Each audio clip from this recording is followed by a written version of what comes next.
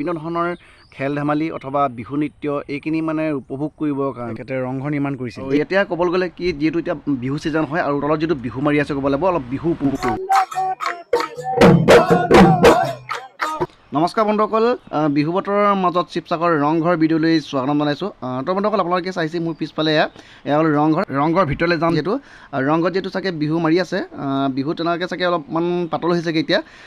বাৰু যিকেইটা নহওক ভিতৰলৈ যাম আৰু ভিতৰৰ অলপমান পৰিৱেশ চাম। ৰংঘৰ বহুত দিন হ'ল সোমোৱা নাই। আগতে এই গেটত সোমাইছিলোঁ আমি, কিন্তু আজিকালি পৰাহে মানে সোমাবলৈ দিয়ে। যিকেইটা নহওক এই গেটটো চাগে বন্ধ কৰি ভিতৰলৈ যাম, অলপ ভিতৰৰ পৰা গৈ অলপমান ৰংঘৰৰ পৰিৱেশ চাম। যিহেতু সেয়া চাইছে আপোনালোকে, এয়া হ'ল ৰংঘৰ আৰু ৰংঘৰৰ ভিতৰলৈ গৈ এতিয়া অকণমান ৰংঘৰ পৰিৱেশ চামগৈ। এইখিনিতে আকৌ ৰঙা ফুলবোৰ আপোনালোকে চাইছে কিমান ধুনীয়াকৈ লাইনে ৰুই থৈছে, কিন্তু চাবলগীয়া আৰু ক'বলগীয়া চব কিমান ধুনীয়া লাগিছে, কিবা এটা চাই ভাল লাগিছে বে। আৰু আহি এনেকৈ পাই গ'লোঁ ফাইনেলি ৰংঘৰৰ ভিতৰ। এতিয়া যিহেতু ৰংঘৰৰ ভিতৰত মই যিটো সোমাই আছোঁ চাইছোঁৱেই, আৰু ক'বলৈ গ'লে একদম পূৰা এচিলিকে টান্ধা তলত। আৰু এতিয়া ওপৰলৈ যাম। আমি সকলোৱে জানে ৰংঘৰ 2 মহল আছে যিহেতু, আৰু ৰংঘৰ ওপৰ মহললৈ যাম।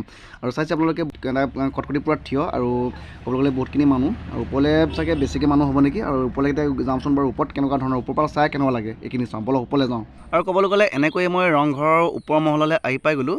ওপৰৰ পালৰ পৰা যদি তেনেকুৱাকৈ চাওঁ, খুব ধুনীয়া এটা পৰিৱেশ ক'ব লাগিব। এয়া ধৰক বহুত ধুনীয়া এটা পৰিৱেশ, আৰু যিকেইটা নহওক খুব এটা ভাল লগা পৰিৱেশ।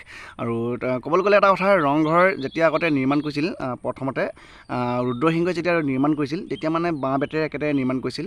মানে বিভিন্ন ধৰণৰ খেল ধেমালি অথবা বিহু নৃত্য এইখিনি মানে উপভোগ কৰিবৰ কাৰণে তেখেতে ৰংঘৰ নিৰ্মাণ কৰিছিল। এইখিনিতে আপোনালোকক আৰু এটা কথা মই জনাব বিচাৰিছোঁ, যাতে আহোম ৰজাসকলে যেতিয়া 100 বছৰ আমাৰ অসমখন ৰাজত্ব কৰিছিল, এইবিলাকেই হ'ল আমাৰ এটা স্মৃতি। মানে ক'বলৈ গ'লে এই ৰংঘৰবিলাক যেন একেদৰে যেন নিৰ্মাণ কৰি থৈ গ'ল। আহোমসকলে নিৰ্মাণ কৰি থৈ যোৱা এই ৰংঘৰক আজি বহুত দূৰ দূৰণিৰ পৰা মানুহে চাবলৈ আহে এই ৰংঘৰলৈ। আহোম দিনত যেতিয়া কিবা এটা প্ৰগ্ৰেম হৈছিল, তাৰমানে কিবা এটা কাৰণত বিহু নৃত্য হয় অথবা মল্ল যুঁজ অথবা ম'হ যুঁজ বা কুকুৰা যুঁজ, কিবা এনেকুৱা ধৰণৰ যদি কিবা এটা প্ৰগ্ৰেম হয়, তেতিয়া হাতীৰ পিঠিত ৰজাবিলাকে উঠি আহি এই ৰংঘৰৰ 2 মহলৰ ওপৰত মই য'ত থিয় হৈ আছোঁ এইকেইটাই ৰৈ উপভোগ কৰিছিল আহোম ৰজাসকলে।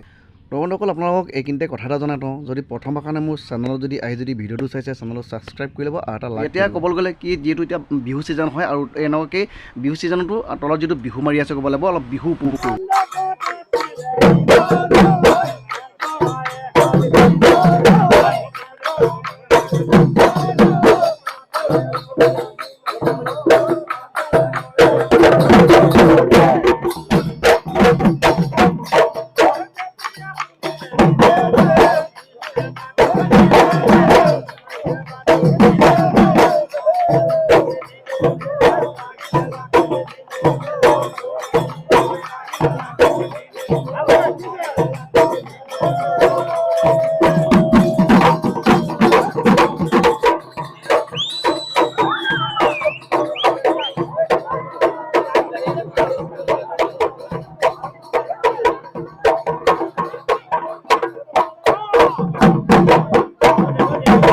ৰংঘৰৰ বিহু চালোঁ যথেষ্ট ভাল লাগিল। তো বন্ধুসকল, ভিডিঅ'টো চাই কেনে পালে কমেণ্ট কৰি জনাবলৈ নাপাহৰিব, আৰু যদি ভাল লাগিলে এটা লাইক কৰি দিব, আৰু লগৰ সমনীয়াবিলাকৰ লগত ভিডিঅ'টো শ্বেয়াৰ কৰি দিব।